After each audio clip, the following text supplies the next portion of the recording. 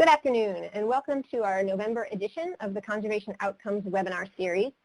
My name is Liz Marshall, and I'm the Outcomes Team Leader for NRCS's Outcomes team.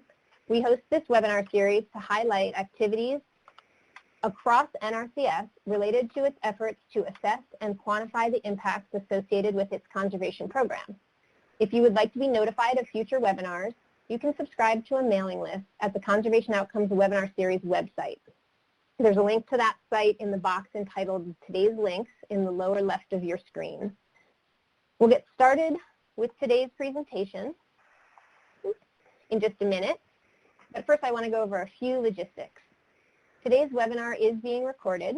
All participants are in listen-only mode, so please type questions and comments into the Q&A box that you will shortly see appearing on your screen. As many questions as possible will be answered at the end of the presentation.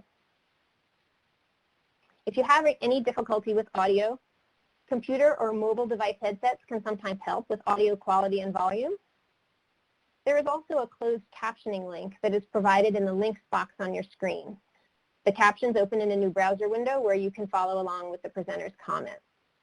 Also, please note that the presenters have provided a number of relevant URLs under the Today's Links box. They've also provided a couple of handouts, including a PDF of today's slides and a document listing the web links that today's webinar will reference. Those documents are available to download from the box on your screen entitled Today's Handouts.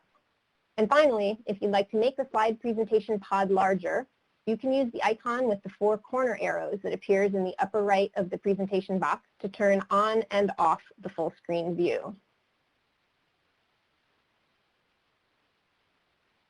I'm pleased to now turn the microphone over to Martin Lowenfish, Branch Chief of the Area-Wide Planning Branch in the Conservation Programs and Technical Assistance Division here at NRCS.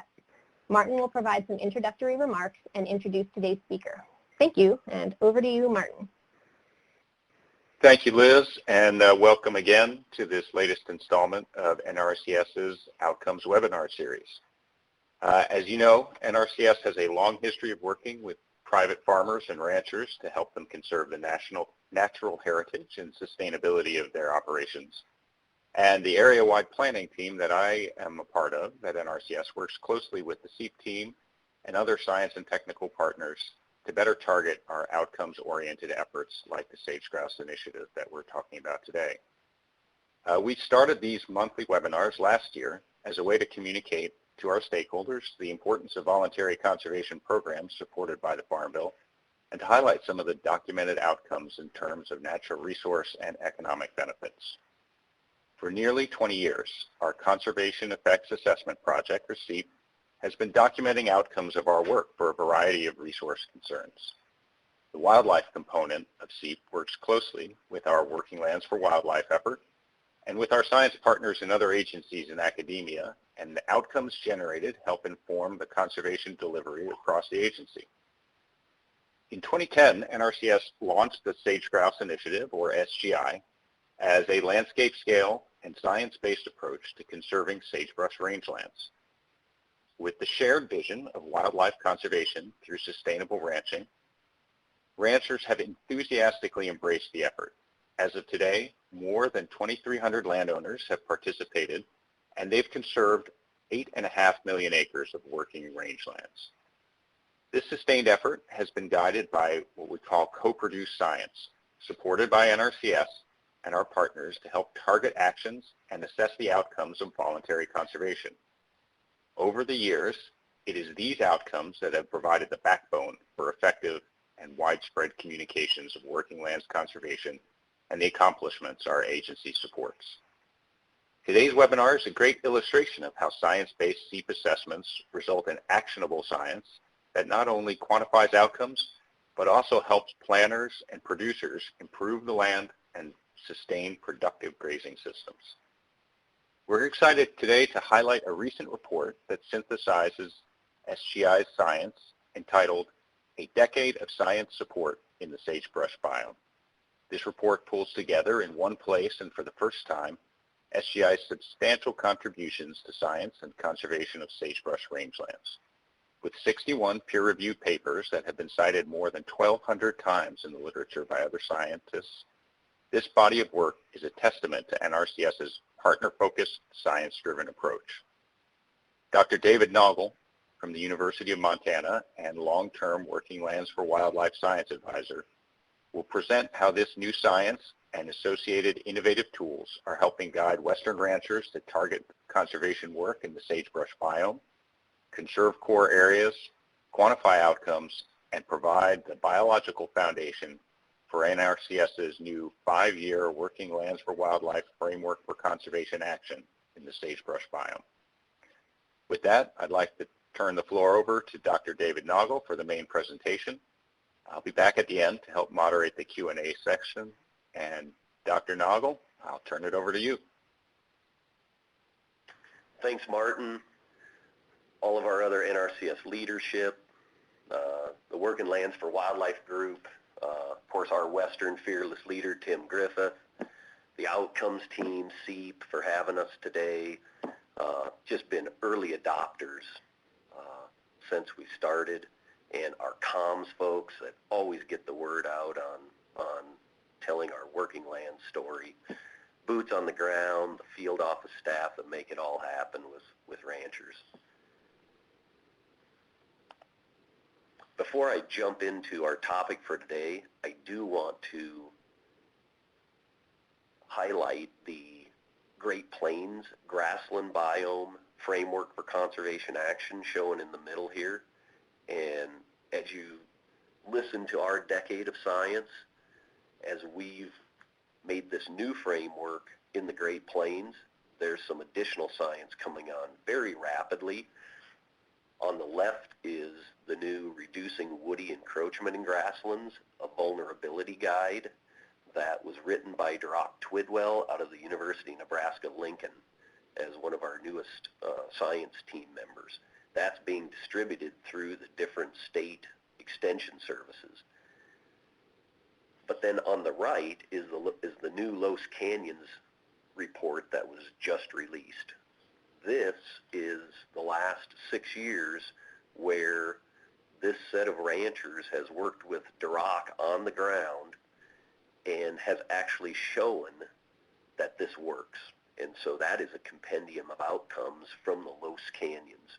And those URLs and links are down in today's handouts if you'd like to see more.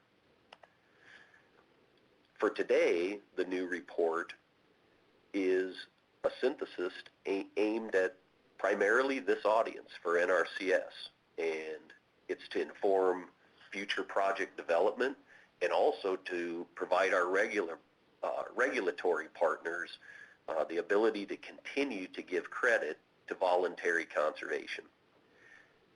You can find access to this either in the handouts today, or you could snap a picture of this with your phone. This is the digital object identifier number, and big shout out to the National Ag Library who's worked with us and has put it in the digital collections. And so when we put this together, you can see number 3 corresponds over here to the right. We wrote a narrative, like a synthesis. In the last 10 years, here's where we were and how much more we know now. And so this narrative can be viewed as the science that underpins this work. We kind of wanted it to be one-stop shopping where you could use this to improve future projects, justifications, proposals, and be able to also go into this narrative and cut and paste that into regulatory documents. Then we do, number 4, provide citations if you would want to go to the actual primary literature, do a deeper dive. And then there's other related readings that wasn't our science that we thought would also be an additional resource listed at the end of each section. And so looking back, since we started in 2010, people go, what's the coolest part of your work? And I look back at as the unwavering shared vision.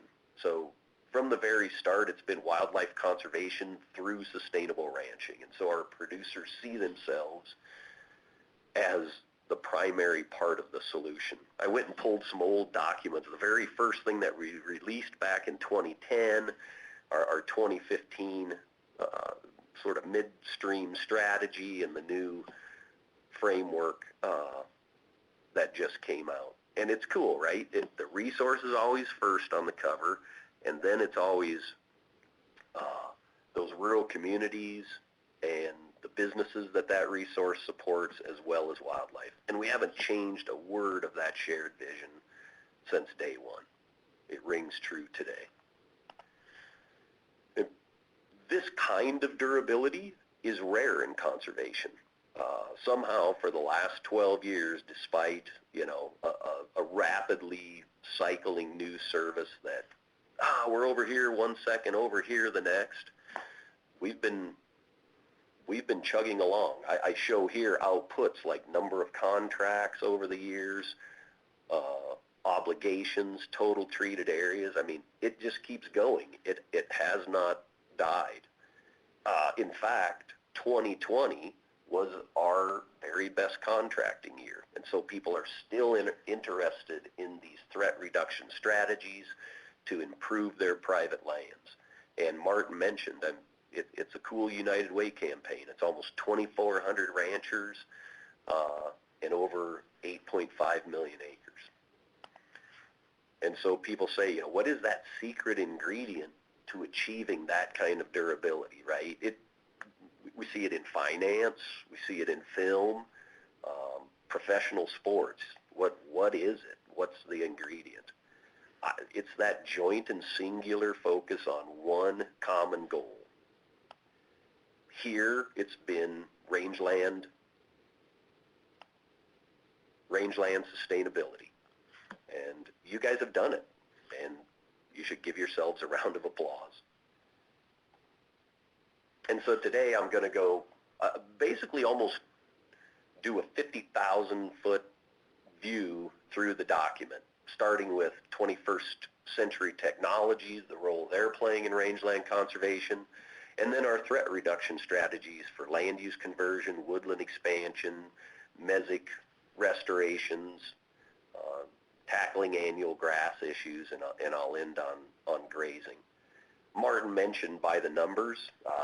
This has been out now for a couple months, but we just finished our 70th peer-reviewed publication in the primary literature, documenting targeting tools and outcomes of voluntary conservation. This work has been cited over 1,200 times by other scientists in the field, and is mentioned over 40 times in the Federal Register on regulatory decisions, and putting voluntary conservation on par with other actions.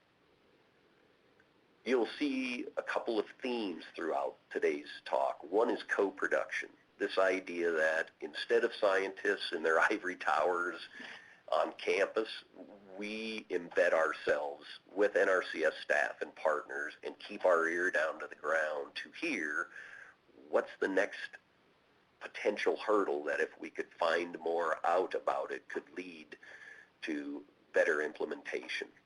And then we've written extensively on the idea of co-production. And last week there was an NRCS, a SIG grant on dealing with predators and big game migration. And I got to speak at that, and I talked about co-production, and there's been really cool jam session follow-ups. Tell us more about co-production, and how have you been doing that as the next frontier in nature conservation? The other is outcomes, as defined by Merriam. The way a story turns out, the consequence. Some people are using impact as a synonym. Others, it's the upshot. It answers the why behind our actions. And so those outcomes is that additional quantification after ridgetop to ridgetop implementation of these conservation practices. Julia Debus says it best, our Working Lands Director for Ag Comms. She says, outcomes so often provide the backbone for effective communications with producers, partners, and internal NRCS staff. And so I'll start with RAP, the Rangeland Analysis Platform, and bringing 21st century technology to range conservation. And so Henry Ford has a great quote. He says, if I would have asked people what they wanted, they would have said faster horses. And so many times in rangelands, when we monitor, we do it at plot levels, and we string a tape. And this is incredibly, it's a cornerstone of rangeland management. But then Brady Allred, who invented RAP with NRCS here at University of Montana, said, well, but how do you get the big picture over space and time and across all western rangelands regardless of ownership? And he's done that. And so we've used AIM and NRI plots from throughout the West and artificial intelligence by teaming up with Google and using remotely sensed imagery from satellites to be able to give an estimate of both cover and production for each 30-meter pixel. So each one of these little pieces of rangeland about the size of the inside of a baseball diamond, the sandy area. And of course, every good idea has its time and is permitted by massive storage and processing time to create the rangeland platform.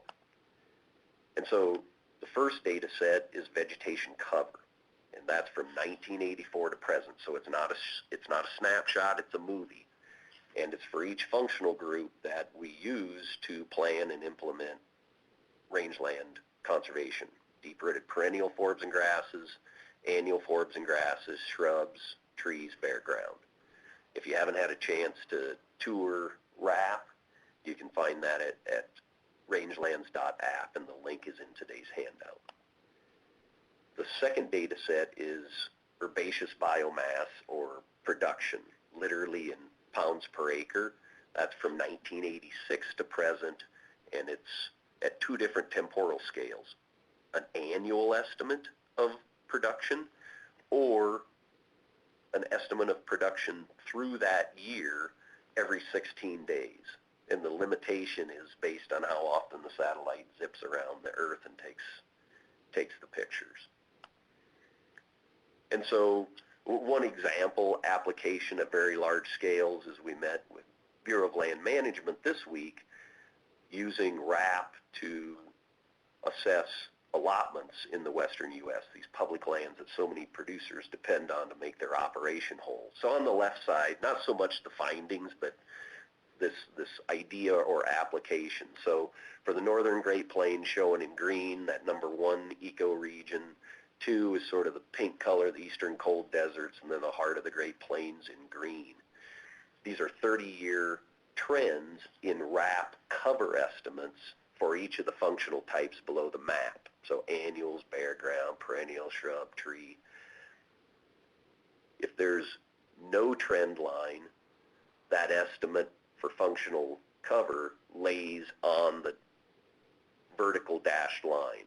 Anything left is a decreasing trend. Anything to the right is an increasing trend. And what jumps out at you is the rapidly increasing trend in both invasive annuals, which in the eastern cold deserts is cheatgrass, and woodland expansion across all 3 ecoregions.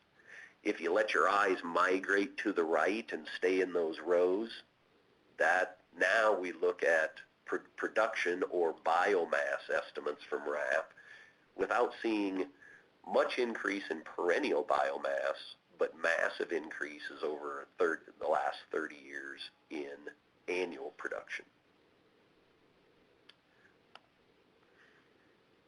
So let's jump to land use conversion and decision support. So not ignore the details on the left, but this is a great look back when we started. Very few easements in western sagebrush rangelands before the sage grouse initiative started, and then let your eyes see that exponential increase over the last decade. And that adds up now to over 700,000 acres of perpetual conservation easements, highly targeted on 265 ranches. Phenomenal scale. And so early on, we provided some decision support. Montana, in Montana, the Dakotas, Powder River Basin of Wyoming, places where soils provide the risk for cultivation, mostly dryland wheat farming like shown here. And so the little map at the bottom shows anything that was already cultivated is colored that green, and each one of those dots is a sage grouse lek where the males come in the spring to breed, they do their attraction dance, and we count them as an index to population size. So we confronted sage grouse leks with cultivation and found this very rapidly declining slope where you go, whoa, it doesn't take much cultivation to put a sage grouse population in a tailspin. And so every square mile of new cropland negatively impacts sage grouse in a landscape about 12 times that size. So 3 square miles cultivated would spell the demise for an entire township. So we went, oh. And so then we went up to the High Line. Oh, if you don't know where that is, that was my red circle. And there's a group, the Rancher Stewardship Alliance, very forward-looking ranching community that is open to trying lots of things. And they have been working with our easement program here in Montana for years. And so you can see conservation easements in the left map in the pink color. Through the years, we identified the longest sage grouse migration known in the world on top of this ranching community. Partners also identified the longest known pronghorn migration pathways, shown in blue, in North America. Those easements are holding together that vital set of working lands for both of those populations and this rural community. Shown in green dots are expiring CRP, or Conservation Reserve Program fields. We took those CRP fields, laid them on top of RAP productivity, and found that these transitioning CRP fields maintain about $500,000 annually in grazing income. This makes space for new young ranching families, and also maintains that habitat quality across about 500,000 acres, which in turn support the largest sage grouse and pronghorn migration stories on the planet. Amazing outcomes and co-production to tell this story of voluntary conservation and ranching in the West. And so in that same landscape, we've been asking ourselves for years, well, what's the best way? What's the best organism to sell conservation? Well, if you sell a pronghorn, you get some of the grass covered. If you add in a migratory duck, you get a little more. If you pile on sage grouse, a little more.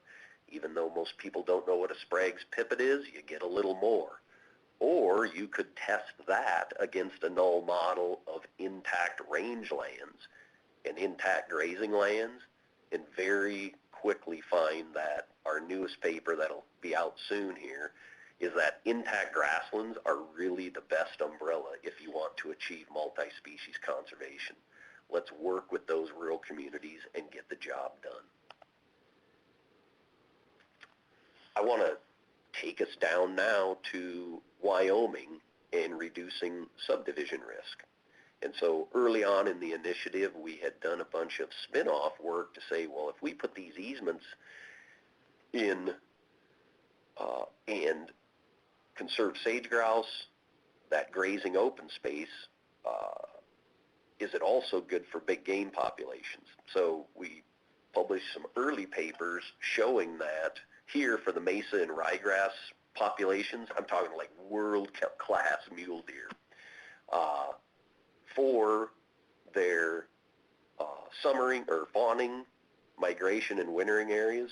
Those easements have, when you put them with public lands, have conserved about 75% of those pathways. So there's tremendous opportunity to see additional benefits. Today, looking at other landscapes like central Idaho and the Pioneer Alliance, there's an Antelope Creek mule deer herd there shown on the right-hand side of the slide.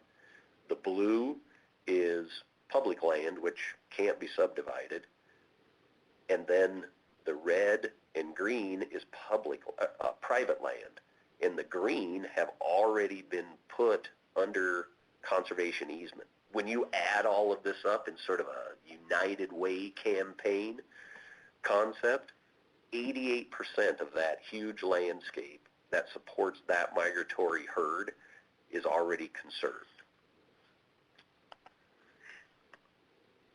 Let's keep our 50,000 foot view here going. Next, I want to swing to woodland expansion. And when we look a decade ago, woodland expansion wasn't even considered to be a threat to western rangelands when you look at the hierarchy of the Fish and Wildlife Service's threat reduction. Shown on the left, where we were doing some little cuts. They were small, in very densely treed areas, and not really ridgetop to ridgetop or targeted, sort of some random acts. We did some early science where we went to Oregon this time and mapped all of the trees in Oregon, confronted those with the probability of lek activity for sage grouse, and we found the same hockey stick looking relationship we did for cultivation risk. And it shows that at 4% canopy cover, not a single lek was able to maintain itself on the landscape. And we had been hearing from a co-production perspective that, boy, these trees take away forage, it's black dirt under them. This had a beautiful shared vision underlying it to take some big conservation action. And when this paper came out, people said, gosh, what are we doing? Why are we trying to put type converted woodlands back into rangelands? We should get ahead of this often and early up in that phase 1 and phase 2 circled here in red, where deep-rooted perennials and shrubs are still dominant or at least co-dominant. We called that paper Saving Sage Grouse from the Trees. This is when we really got upscaled and targeted. And you can see on the right, moving from these degraded to restored landscapes with brush management. And then look on the left. So on the left map, historic range of sage grouse is dark green, occupied is light green, and then purple are these packs, these priority areas for conservation where if we invested in ranching and wildlife, we would expect these big outcome benefits. And so then each one of those individual projects are in brown, and the size of the dot corresponds to the acreage. But the point is that they're not random. It's not like a shotgun went off. Look at how we're working watershed wide, and our leadership is picking those watersheds where the producer will and the resources overlap for ranching and wildlife, and we can make these big returns on investment. We had a decade-long study in the Warner Mountains. You can see the little star on the map where Nevada and California come up near Adel, Oregon. And we said, boy, if we're going to do it at this scale, we should monitor the heck out of this and see if it's working. And so we set up a nice Baki design, a before-after control impact design, where we had a treatment watershed shown in the left map and a control watershed where no woodland management took place. All of the gray shading is where BLM and NRCS and partners removed that early phase 1 and 2 woodland expansion. And then we literally tracked hundreds of sage grouse in treatment and control areas and kept this baby going for years and years. And so here's the key graphic in the paper where The y-axis up and down on the left is the difference in population growth rate for sage grouse, and the up and down y-axis on the right is the cumulative number of conifers that were removed. And so you can see that dashed gray line. It took a while to get off the ground, but as we remove more and more and more conifers, you saw the difference in population growth rate for sage grouse change. So early on, sometimes it was above the zero line. In 2011, it was below the zero line, and it jumped around. But when we started doing this practice at a watershed scale, grouse responded. They had better nest survival, chick survival, and you saw their growth rate plane out and stay above the zero growth line. In total, it was about a 12% change in population growth rate. In my dorky wildlife world, that's like a cherry on top. We never get to population growth rate known as lambda. Heck of an outcome. You fast forward to RAP days now, check this out. Now with satellites, we can look at woodland expansion and production losses across all those U.S. rangelands regardless of ownership. Shown in the left map here in green is change in tree covers from 1990 to 2019. So the darker it gets, the more tree infestation into what was formerly rangelands. And so we said, yeah, you know in the cropping world how they use yield gap, right? You get a 1% yield gap in a cornfield where I grew up in Iowa, and people go, whoa, we need to fix that. We've transferred that idea into rangelands and said, man, if RAP can map trees and change in productivity, we could actually estimate yield gap for grassland, the ranching resource that we harvest through a cow. And so here's production here. So achievable production of grass is the blue line. If trees move in, you see the change in observed production in the red line. The difference is that yield gap in grass production. And so we're showing this to our ranchers in places like the Great Plains with the new framework for grassland conservation, and it's really rallying action and getting burning crews back together to get on top of red cedar before it further impacts yield gap. We brought all of this out of RAP and into an easy-to-use yield gap app, and you could either take a snapshot of this URL with your phone or take a peek at the link in today's presentation that Liz posted. Let's keep moving to mesic, right? Think riparian, wet meadows in the west, where water is life. Water is huge. And so we had always been good at the left at sort of the big water projects, very expensive. Jeremy Maestas, our spokesperson for this, refers to this as Tonka toys. But what we needed was to get up into first and second stream orders, the red and pink areas in those ranching uplands. And we needed a scalable solution. And so we started playing with cheap and cheerful, he calls it, sticks and stones, beaver dam analogs, chases and grazing practices. Here's Bill Zedike putting on a field tour for us, talking about Zuni bowls and one rock dams and other Zedike structures, and his book on letting water do the work. And we started mapping, which you can go to at sagegrouseinitiative.com under our mapping tools.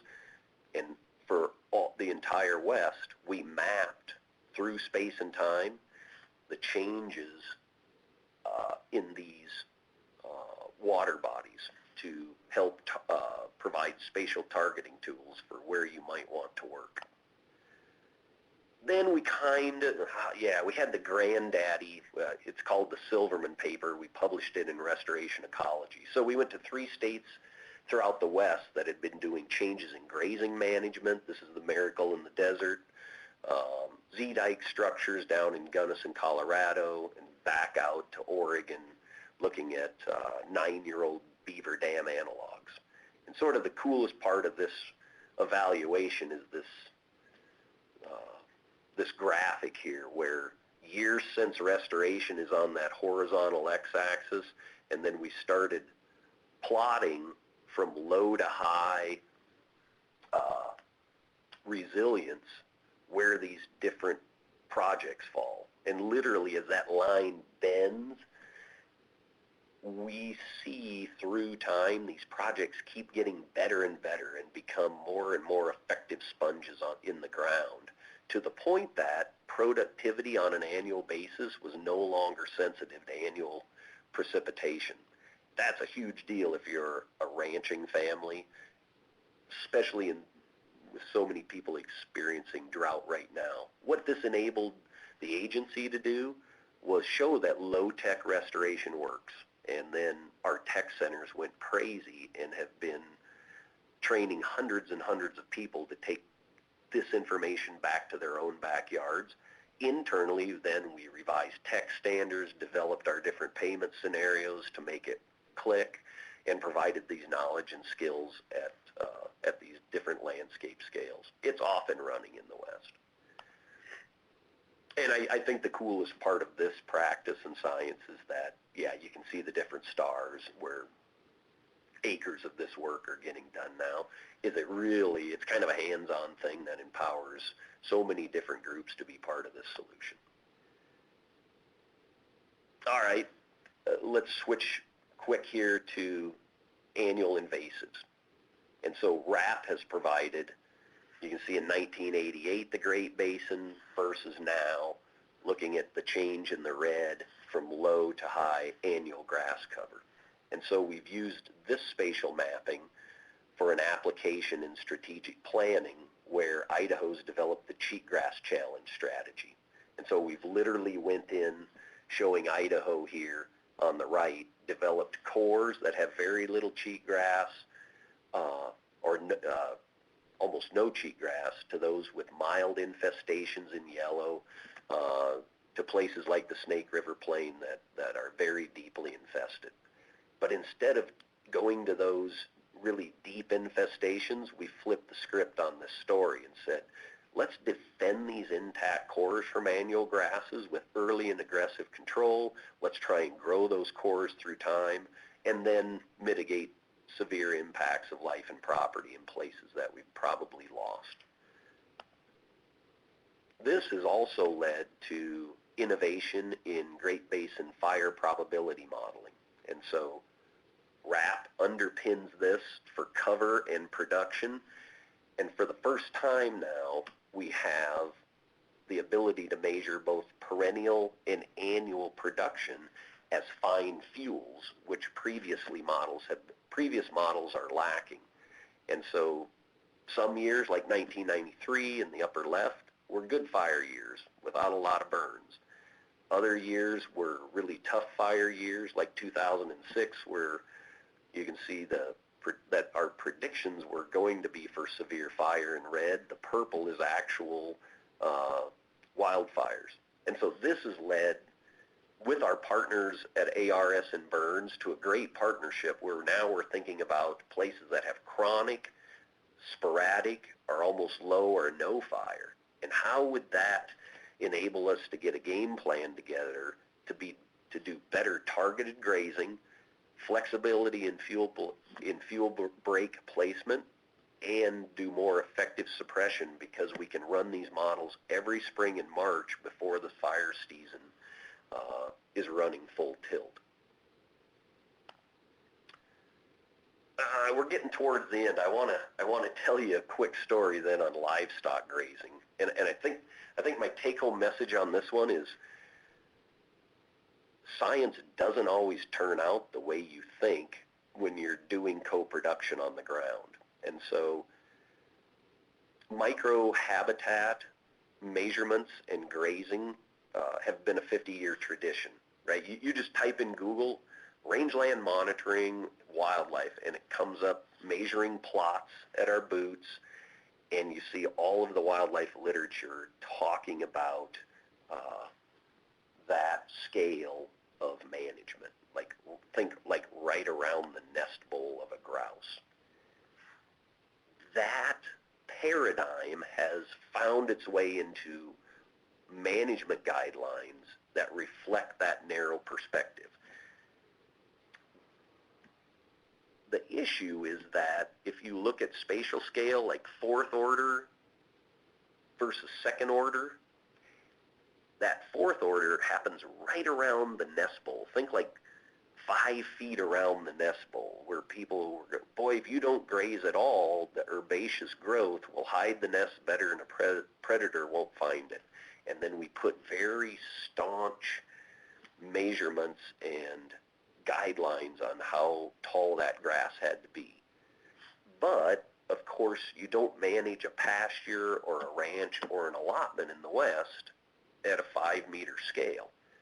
And so what the science was telling us versus what our managers needed to know to do sustainable grazing weren't matching up. So we went to central Montana, north of Billings, if you know where that Roundup country is, and we started another long-term study, with the idea being here, following the science literature, that if we could set up grazing prescriptions that provided 14 months of rest, where some of these ranches would actually change their stocking rates, and we would produce more cover and nest survival would go up. We held community meetings, set up this beautiful design where some ranches signed up for EQIP, followed those ranching prescriptions. Others said, I'll be part of the study. There are sage grouse radio marked on their properties, but they kept their own grazing strategy. And I thought, we're going to make more hiding cover. We're going to show that this works, and we'll implement it everywhere. It didn't turn out like that at all. Those micro-scale patterns did not scale up to predict those management outcomes. And we did not see the grass height relationship. As you can see, it's about a flat line on the left, and on the right hand, in SGI grazed and rested pastures under EQIP, there was no difference compared to pastures that did not sign up for EQIP. And we published heavily on these findings over the years in the Journal of Wildlife Management.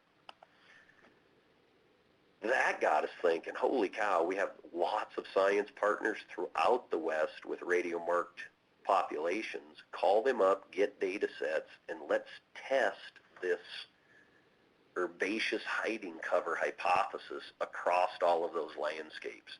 And so you can see the different physiographic regions. Each dot is a study that contributed information. And to cut to the chase, down on the lower left, this is what birds used versus what was available to them for grass hiding cover.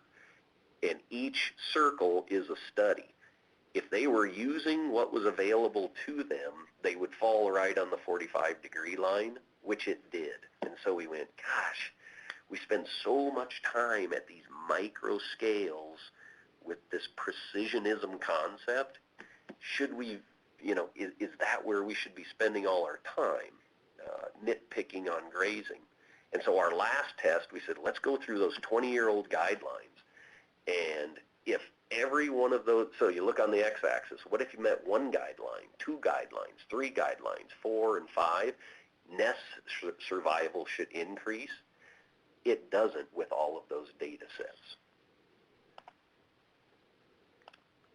And so now there's science coalescing around this critical message of, in the sage grouse world, this work has been now replicated at Montana State University with a whole different set of researchers looking at sharp-tailed grouse that found the same thing. And so we're taking our NRCS efforts and trying, instead of micromanagement, to keep these big rangelands intact, functioning for these entire suite of wildlife species, and keep that rural ranching community intact and profitable. And that's all reflected in our sort of hierarchy of how we're thinking about this. So resistance to recovery on the vertical axis and severity of threat on the Y. And so when you think of subdivision and cultivation, conifer expansion, invasive annuals, this is where we're spending those efforts as we think through frameworks and how to help guide large-scale efforts. Coolest part of it is this decade of science is all baked into this new current 5-year framework, which also represents, like to the Western Association of Fish and Wildlife Agencies, NRCS's continued contribution to sagebrush and sage-grouse conservation.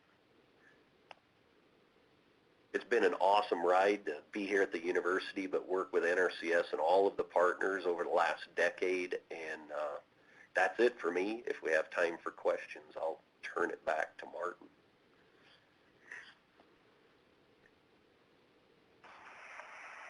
Hey everyone, so far I have not seen any questions. Well, actually I have something in the chat.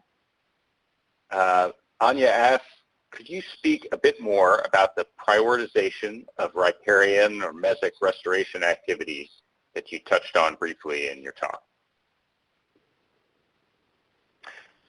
So a lot of this innovation started down in Gunnison, Colorado, and they started doing these fourth-order little streams up in xeric uplands, and some changes in grazing management, some placement of one-rock dams and zuni bowls. There's an entire battery of training information and workshops that'll be happening this summer if you want to learn how to do that. And then people are taking this back to their local communities, sorting through those different streams and saying, instead of doing one little reach, let's do a dozen of these and change the whole face of that ephemeral mesic set of habitats. Yeah, and so that's going on. There's other places that they chose to do mimic beaver restoration. They call it, and so they're beaver analogs, and they're slowing the water down, letting that sediment build up, and sort of letting that water do the work. And they're widening these riparian areas. And man, it's good for wildlife, ranching. Our outcomes show 2 to 3 weeks more water on the ranch in the fall after those xeric uplands have dried out, and it's sort of the go-to place for ranching and wildlife. If you would like to know more on that, our Jeremy Maestas at the West Central Tech Center, find his number, call him up. I think he dreams about this stuff at night, and he heads up a lot of our trainings. All right, thank you, Dave. We have got a few questions starting to warm up here. And Floyd asked if you could discuss a little bit the degree to which in this project we looked at predation. It didn't seem to be included in the high-risk categories. I'm not sure I totally understand predation in the high. I don't totally understand the question. Well, I will ask Floyd to elaborate if he can in the chat box, and we can come back to that.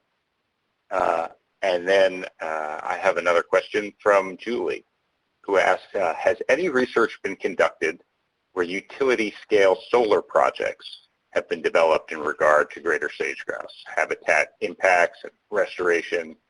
Does NRCS or state agencies have a mitigation guidance for that sort of project to include conservation strategies or other actions? For sage-grouse and solar to scale, not that I am aware of. There's been a lot of work on renewables, but it's more with wind energy. The findings are very similar to that, to carbon production with oil and gas. The story in general is death by 1,000 cuts, where that human infrastructure, as it accumulates, will reduce either nesting or result in avoidance by wildlife. And before I started working with you guys, I wrote 2 books on energy production and wildlife conservation. And yeah, the second one, I mean, the take-home message is that with renewables and that expanding human footprint, there's probably no free lunch for wildlife from a conservation perspective. And so the sort of do no harm, then try to reduce that footprint and then mitigate the rest is sort of the recipe and paradigm that most people think about.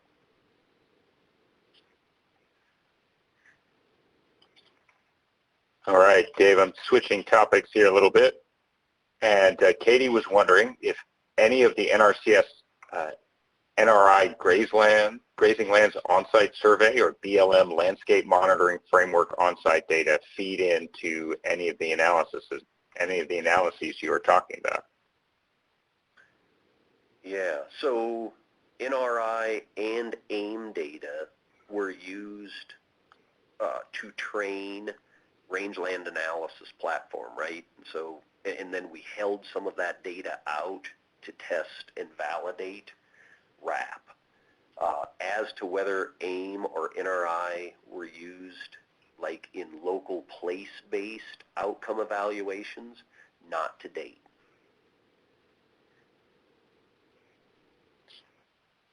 All right. I have a follow-up from Anya with regard to the riparian and mesic area question. Okay. Let's see. She's curious if there are any tools, frameworks, publications available that help folks understand where they should engage first or otherwise prioritize riparian restoration work. Gotcha. So I went back to this slide. If you go to map at sagebrushbioinitiative.com, Patrick Donnelly, who's a spatial ecologist with the Intermountain West Joint Venture, used satellite imagery, NDVI, the normalized vegetative index difference, to basically map all of these ephemeral water sources. And he shows, and so you could literally, like, yeah, if you go to map at sagebrushbioinitiative.com, that URL that's kind of in blue, /ecosystem/magic, you can literally hone in on where you live or where you generally might want to work, and you can push the movie button, pick the number of years, and look through space and time and watch that water resource. It's like the land is breathing as it goes wet and dry, and it goes through drought and deluge, and you can go, boy, that one, it looks like they're teetering on the edge. Maybe if we went in with some restoration processes, we could get a little bit more persistence in those mesic resources. And so I think you can get a really big picture view, but then you can start honing in on different backyards and, yeah, get some measures. Of course, there's never going to be a replacement for field reconnaissance and that local hydrologic knowledge, but that's a good place to start. All right, Dave, I think we have time for a couple more questions. And we have from Charlie, have producer economic implications been integrated into the yield gap tool? Yeah, they have. And so, let me see. The yield gap was, maybe it was back here. So the question is on the yield, yeah, this yield gap. So yes, very soon our comms group is going to be releasing county-level maps for all western rangelands where we run yield gap, and you can look for your county within your state, within the West, and get an estimate of the amount of forage production lost to tree expansion. And we link that to economics. We literally sit there and go, well, this is how many round bales this is costing that rural community until they go, let's get back to, fire and prairies and do some of this large-scale restoration, like Duroc Twidwell showed at works in that Los Canyons report that was just released. Yeah, and the wildlife thing is cool, but boy, if you can show the economic benefits to producers of these practices, yes, that is moving rural communities in the Great Plains. It's an exciting time for that.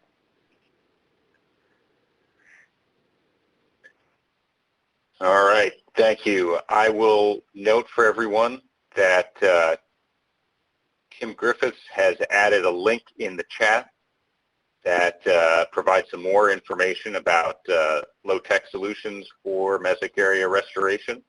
Some great resources at that link. And I had seen some folks, here we have one more question. I think we've got time for that. When referring to intact grasslands as an umbrella for species conservation, for sage grouse, does that include forbs? Are there cases when we can infer an intact grassland, but it is missing a forb component? Yes, I would argue that intactness is a tremendous measure at very broad scales, but even our best watersheds can always be worked on. So if I implied that this is an intact grassland and we should walk away, I think those are the places we should continue to stay engaged with producers and continue to work on restoration and enhancements. And yeah, so there's a lot coming. That example I used up in the Highline of Montana, this one is a great. Some of those expiring CRP fields have a crested wheatgrass component to them that probably isn't helping forb abundance. They have a chat room between producers because of the alliance and the tightness of how they communicate. They are trying all kinds of innovative things on the ground and sharing it with their neighbors to get at that very issue. Yeah, this is a marriage and not a date when it comes to rangeland conservation.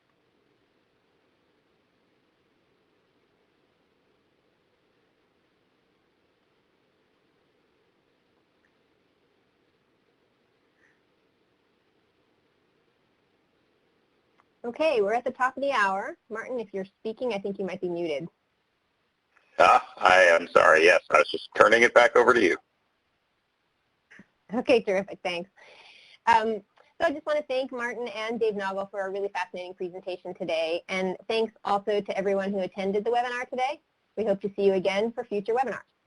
Have a great afternoon.